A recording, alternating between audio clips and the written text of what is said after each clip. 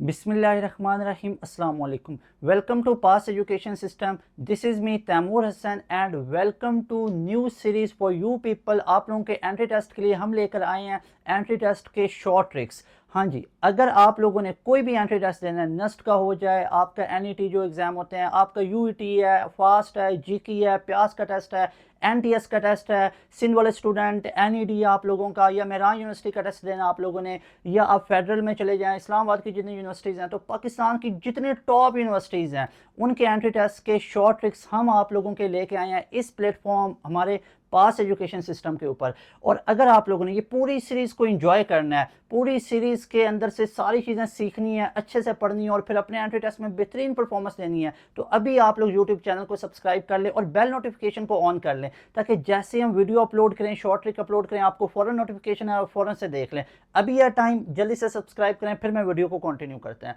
और जो WhatsApp channel है उसका लिंक आपको वीडियो डिस्क्रिप्शन के अंदर नज़र आ रहा होगा, उसको भी जाकर फॉलो कर लें। जितने उसकी यूनिवर्सिटी के अपडेट्स होती हैं, न्यूज़ होती हैं, स्कॉलरशिप्स के रिलेटेड, वो हम उधर ही शेयर कर रहे होते हैं। तो वीडियो को कंटिन्यू करते हैं और आज हम जो स्टार्ट कर रहे हैं वो हम केमिस्ट्री पोर्शन से स्टार्ट कर रहे हैं। एंट्री टेस्ट का मास्टर पास एजुकेशन सिस्टम आपके लिए लेकर आया है एंट्री टेस्ट के शॉर्ट ट्रिक्स और पोर्शन जो सब्जेक्ट हम स्टार्ट कर रहे हैं दैट इज़ केमिस्ट्री। केमिस्ट्री से बिल्कुल जी हम स्टार्ट कर रहे हैं। और केमिस्ट्री के एक टॉपिक जो पहले आज मैं आपके साथ डिस्कस करूंगा, बहुत इंटरेस्टिंग टॉपिक है। आप लोगों ने ये वाला टॉपिक 11 में भी पढ़ा हुआ है, 11 केमिस्ट्री। मैं आपको हिंट देता हूँ, चैप्टर नंबर 6 में से। और उसके बाद आप लोगों ने ये 12 केमिस्ट्री में भी पढ़ा हुआ है, चैप्टर नंबर 7 के अंदर। हाँ जी, इस दोनों चैप्टर के अंदर आपने ये टॉपिक पढ़ा हुआ है और इस टॉपिक का नाम है आप लोगों का हिब्रिडाइजेशन। हिब्रिडाइजेशन को आज हम डिस्कस करेंगे। अब हिब्रिडाइजेशन के अंदर से क्वेश्चंस आ रहे होते हैं, कैसे कैसे क्वेश्चंस आते हैं, मैं आज आप लोगों को जो ट्रिक बताऊंगा विद इन अ सेकंड उन सारे क्वेश्चंस को सॉल्व कर सकते हैं। हिब्रिडाइजेशन से स्टार्ट करते हैं। अच्छा जी, अब ये हिब्रिडाइजेशन क्या है, वो सारी चीज़ें आप लोगों ने पढ़ी हुई है या नहीं पढ़ी हुई है। अभी न्यू स्टूडेंट्स है तो अपने बोर्ड के अंदर, आप लोग कॉलेज के अंदर जो है वो चीज़ें पढ़ लेंगे। हिब्रिडाइजेशन बेसिकली एक ऐसा प्रोसेस होता है, अनहाइब्रिड ऑर्बिटल होते हैं, डिफरेंट शेप है, डिफरेंट एनर्जी है, आपस में ओवरलैप करते हैं। क्यों ओवरलैप करते हैं? To form hybrid orbital, same shape same energy के। अब हिब्रिडाइजेशन कैसे निकालते हैं जरा देखें। आप लोगों ने कुछ बेसिक सी चीज़ें वो तो अब आप लोगों ने पढ़ी होंगी ना, आप लोग इससे डिनाई नहीं कर सकते हैं कि अगर हम यहाँ पे बात करते हैं, जैसे वाटर की बात करते हैं, आप लोगों को इतना तो पता ही होगा H2O के अंदर कौन सी हिब्रिडाइजेशन होती है, sp3 होती है। अगर sp3 है तो इसके अंदर एंगल कितना होता है, 109.5 degrees. Yes I know, H2O के अंदर इतना नहीं होता है। H2O के साथ जो अंदर एंगल होता है दैट इज 104.5 डिग्रीज। 109 तो sp3 के साथ एसोसिएटेड एंगल होता है ना, ठीक है। ये कुछ चीज़ों का आपको पता है। फिर आपको ये भी पता है NH3 के अंदर भी sp3 हिब्रिडाइजेशन होती है। फिर आपको ये भी पता है कि अगर हम C2H6 की बात करते हैं, इथेन की बात करते हैं, उसके अंदर भी sp3 है। अगर हम मीथेन की बात करते हैं, ये सिंपल हम अल्केन की बात कर लेते हैं ना, तो उन सब के अंदर sp3 हिब्रिडाइजेशन होती है। तो क्या कोई ऐसा तरीका है, आप लोग मुझे बता दें कि CO3-2 की हिब्रिडाइजेशन कितनी होगी? सर ये तो प्रॉब्लम आ गया, कैसे पता चलाएंगे? अगर आप मुझे बता दें कि NO3-1 की हिब्रिडाइजेशन क्या होगी, ठीक है। अगर आप मुझे बता दें कि फॉर एग्जांपल CCl5 के अंदर C की क्या होगी, कार्बन की क्या होगी, आप मुझे P2O5 के अंदर बता दें, V2O5 के अंदर बता दें, तो ये सारी हिब्रिडाइजेशन को हम कैसे निकालेंगे मॉलिक्यूलर आयन की? तो उसके लिए आपको एक मैं ट्रिक बताता हूँ। देखें जी, अगर आप लोगों ने, जैसे हम वाटर को ले रहे हैं, क्योंकि मैं वाटर की एग्जाम्पल इसलिए ले रहा हूँ कि आप लोगों ने इसकी पढ़ी हुई है कि sp3 होती है। अब देखें, दो मैथड बताऊंगा यहाँ पे, #01 मैथड नंबर 1। पहला ये मेथड है कि अगर आप लोगों को हिब्रिडाइजेशन निकालनी है तो दैट इज स्ट्रक्चर फॉर्म।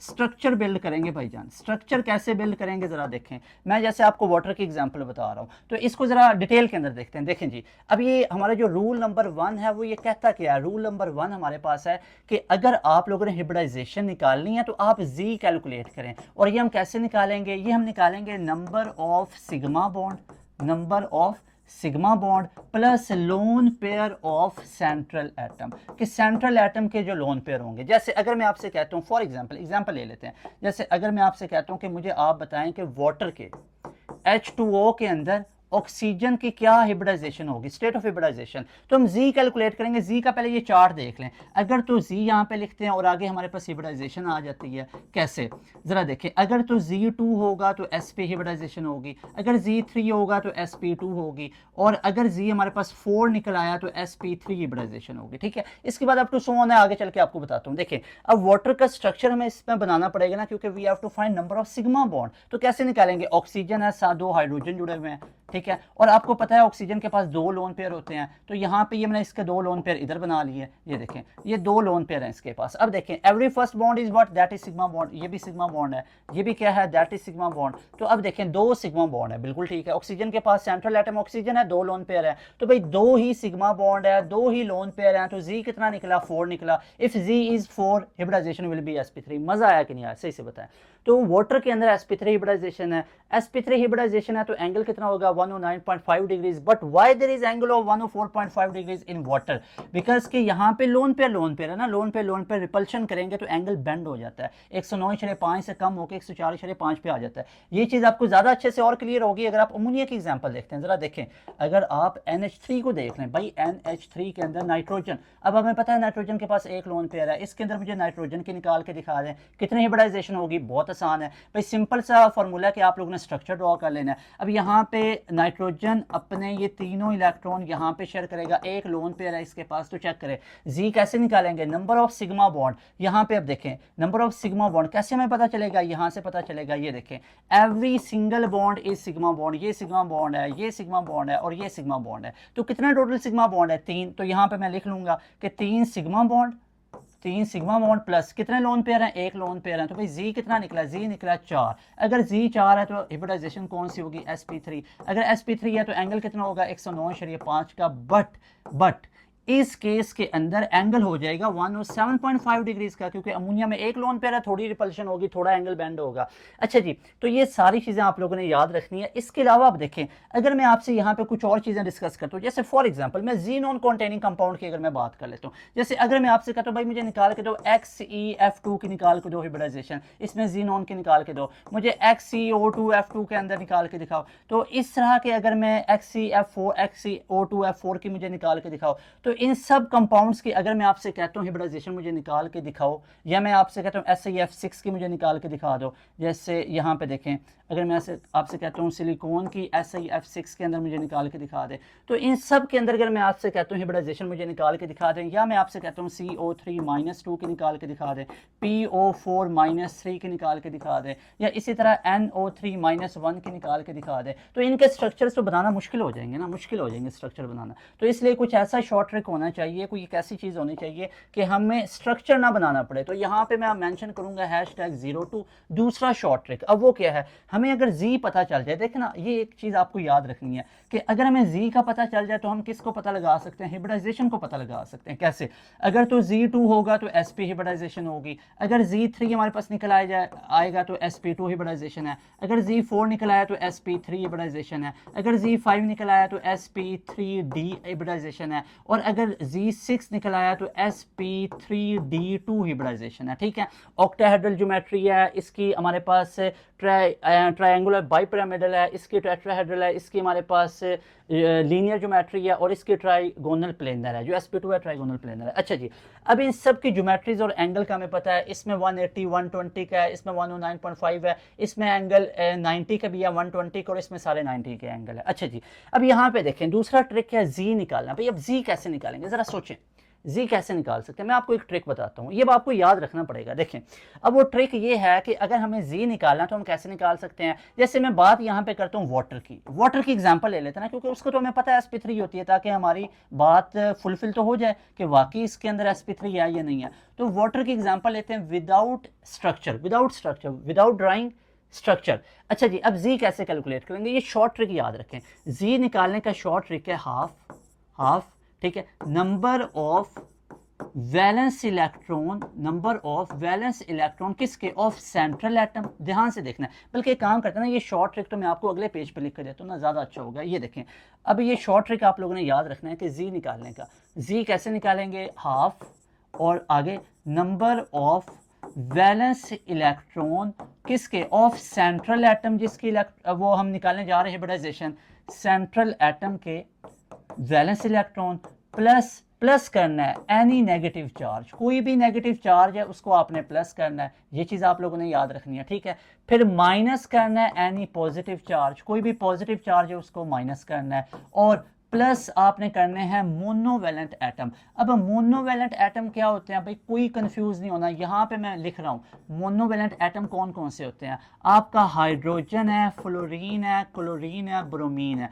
इनको मोनोवैलेंट एटम कंसिडर किया जाएगा। ठीक है, मोनोवैलेंट एटम है ये सारे। अब यहाँ पे हम देख लेते हैं, अपना वो ट्रिक ये अप्लाई करते हैं। जैसे सबसे पहले इसको अच्छे से याद कर लें, half number of valence electron of central atom plus any negative charge, और माइनस करना है कोई पॉजिटिव चार्ज या मोनोवैलेंट एटम। यहाँ पे बल्कि एग्जांपल डिस्कस करवाता हूँ ताकि कंफ्यूज ना हो। देखें, सबसे पहले हम बात करते हैं वाटर की, H2O की। फोकस इधर होना चाहिए आपका। H2O की अगर मैं बात करता हूँ तो चेक करें, जी कैसे निकालेंगे, half number of valence electron of central atom. Central atom oxygen है, ऑक्सीजन के वैलेंस इलेक्ट्रॉन कितने होते हैं वैलेंस शेल के अंदर, भाई जो जिस ग्रुप में पाया जाता है उसके आखिरी शेल में उतने इलेक्ट्रॉन है। एक और चीज़ याद रखनी है, पीरियोडिक टेबल में जितने मेन ग्रुप्स हैं वो जिस ग्रुप्स में पाए जाते हैं उनके आखिरी शेल में उतने इलेक्ट्रॉन है। सोडियम कौन से ग्रुप में, पहले में, आखिरी शेल में एक है, 3s1।